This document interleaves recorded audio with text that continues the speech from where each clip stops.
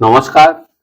আজি মই মোৰ বাৰ্তা শিতানত মিছাইল মানৱ ডক্টৰ APJ আব্দুল কালাম আৰু তেওঁৰ আত্মকথাৰ এটা কাহিনী ক'বলৈ লৈছোঁ। আজিৰ কাহিনীটোৰ খণ্ড নম্বৰ হৈছে ৩৫। আজিৰ কাহিনীটোত কালামে ৰাষ্ট্ৰপতি হিচাপে শপত গ্ৰহণ কৰাৰ পিছত তেওঁৰ প্ৰথম ভ্ৰমণ হিচাপে গুজৰাট ৰাজ্যখন বাছি লৈছিল। তেওঁ কিয় এনেদৰে গুজৰাট ভ্ৰমণ কৰিবলৈ ওলাইছিল সেই সম্পৰ্কে আজিৰ এই খণ্ডটিত আলোচনা কৰিম।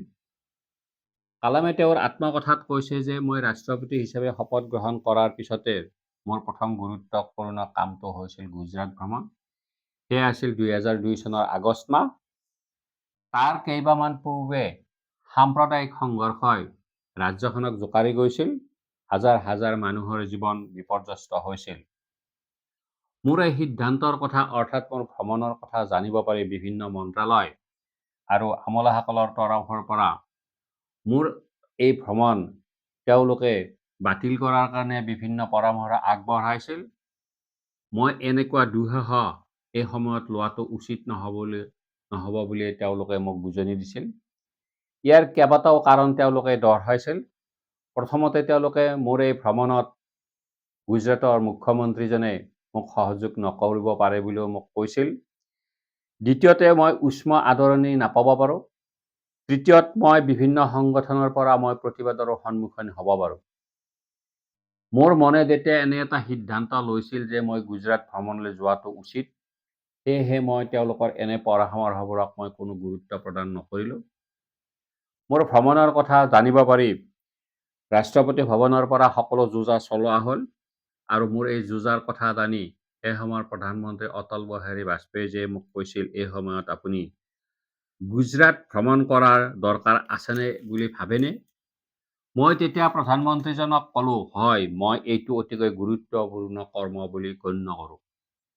মই গৈ যাতে মানুহৰ দুখ সুখ লাঘৱ কৰাত সহায়ক হ'ব পাৰোঁ, সেই চিন্তা মোৰ মনলৈ আহিছে। সেইটো মোৰ এটা মিছন। চিন্তামতে মই কাম কৰিলোঁ। মই গৈ গান্ধীনগৰত উপস্থিত হ'লোঁ। কিন্তু কি আচৰিত, সকলোৱে ভবাৰ সম্পূৰ্ণ বিপৰীত প্ৰতিচ্ছবি এটা মই দেখিব পালোঁ। মোক আদৰিবলৈ অকল মুখ্যমন্ত্ৰীয়েই নহয়, তেওঁৰ কেবিনেট সতীৰ্থসকল, বিভিন্ন সমাজ ক্ষেত্ৰত জড়িত ব্যক্তিসকল, কেবিনেটৰ সদস্যসকল সকলোৱে মোলৈ ৰৈ আছে। সেই সময়ত ৰাজ্যখনৰ মুখ্যমন্ত্ৰী হিচাপে নৰেন্দ্ৰ মোদী ডাঙৰীয়া আছিল। তেওঁ মোৰ এই ভ্ৰমণৰ সময়ত ছাতৰ দৰে লাগি আছিল। মই ৩টা সাহায্য শিবিৰকে ধৰি ৯টা স্থানলৈ গ'লোঁ। মোৰ ভ্ৰমণৰ গোটেই সময়খিনিত মুখ্যমন্ত্ৰীগৰাকীৰ যিটো সহায় সহযোগিতা পাইছিলোঁ, মই আচৰিত হৈ পৰিছিলোঁ। মই যোৱা প্ৰতিটো ঠাইৰ পৰাই যথেষ্ট সংখ্যক ৰাইজৰ আবেদন আহিছিল আৰু বহুতে মৌখিকভাৱেও তেওঁলোকৰ বিভিন্ন দুখ দুৰ্দশাৰ কথাবোৰ মোক অৱগত কৰিছিল আৰু মই সেই সকলোবোৰৰ ক্ষেত্ৰত মুখ্যমন্ত্ৰীজনাক যথাসম্ভৱ বিহিত ব্যৱস্থা গ্ৰহণ কৰিবলৈ মই উপদেশ দিছিলোঁ। তাৰ ভিতৰত এটা সাহায্য শিবিৰৰ অভিজ্ঞতাৰ কথা মোৰ মনলৈ বৰকৈ আহিল। মোক দেখিয়ে এজন কম বয়সীয়া অৰ্থাৎ সৰু ল'ৰা এজনে আহি মোক কৈছিল, মহোদয়, মোৰ মা-দেউতাক লাগে। কথাষাৰ শুনি মই আচৰিত হৈ পৰিলোঁ। লগে লগে মই সেই ঠাইতে জিলা আয়ুক্তজনক লৈ এখন সভা আহ্বান কৰিলোঁ আৰু এই কথাটো মুখ্যমন্ত্ৰীজনায়ো অনুভৱ কৰিব পাৰিছিল। মোৰ উদ্দেশ্যৰ কথা জনাৰ লগে লগে মোক আশ্বাস দিলে চৰকাৰে এই ল'ৰাজনৰ পঢ়া-শুনা আৰু চোৱা-চিতাৰ সকলোখিনি দায়িত্বই ল'ব। মই আহমেদাবাদৰ দুখন অতিশয় গুৰুত্বপূৰ্ণ ঠাইলৈ যাওঁ।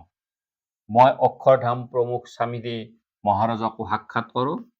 তেওঁ মোক আন্তৰিকতাৰে স্বাগতম জনালে। আমাৰ দুয়োজনৰ মাজত কেনেকৈ গুজৰাটত শান্তি স্থাপন কৰিব পাৰোঁ সেই বিষয়ে ভালেখিনি সময় আলোচনা হৈছিল। তাৰ পিছতে মই সবৰমতী আশ্ৰম দৰ্শন কৰোঁ। আশ্ৰমবাসীৰ সৈতে মোৰ মনৰ ভাৱ প্ৰকাশ কৰোঁ। মোৰ এই ভ্ৰমণ আছিল দুদিনীয়া। আমি কালামৰ এই কাহিনীটোৰ দ্বাৰাই এটা উপলব্ধি কৰিব পাৰোঁ যে কালামৰ যে এক দুঃসাহস আছিল, সেই কাহিনীটোৰ দ্বাৰাই আমি উপলব্ধি কৰিব পাৰোঁ। সেই ৰাইজসকল, আপোনালোকে কালামৰ এই কাহিনীটো ভাল পালে মন্তব্য দিব পাৰে আৰু প্ৰয়োজনত বাৰ্তাটো আনলৈও প্ৰেৰণ কৰিব পাৰে। ধন্যবাদ।